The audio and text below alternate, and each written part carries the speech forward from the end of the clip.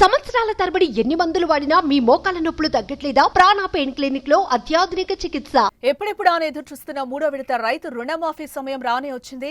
15 August రోజున Telangana CM Revanth Reddy Khammam జిల్లా వైరాలో లాంఛనంగా ప్రారంభించనున్నారు. దీంతో కాంగ్రెస్ ఎన్నికల సమయంలో రైతులకిచ్చిన హామీ నెరవేరబోతోంది.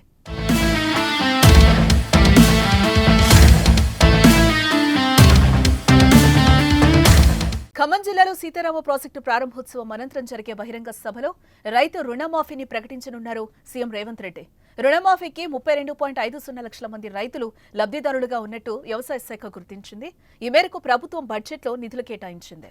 జూలై 18న మొదటి విడతగా 1 లక్ష వరకు రుణమున్న రైతు కుటుంబాలన్నింటికీ ఏకకాలంలో మాఫీ చేసింది.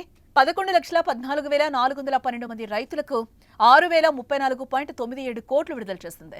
జూలై 30న అసెంబ్లీ ప్రాంగణంలోనే రెండో విడత రుణమాఫీ కార్యక్రమం అమలు చేసింది. 1 లక్ష నుంచి 1.5 లక్షల వరకు రుణమున్న రైతు కుటుంబాలకు మాఫీ చేసింది. ఈ కేటగిరీలో దాదాపు 6,40,823 మంది రైతుల ఖాతాల్లో 6,190.01 కోట్లు జమ చేసింది.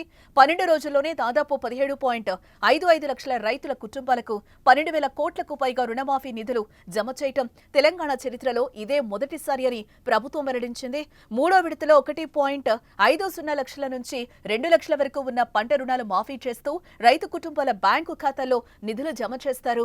మూడో విడతలో 14.45 లక్షల మంది రైతులకు రుణమాఫీ అవుతుందని అంచనా.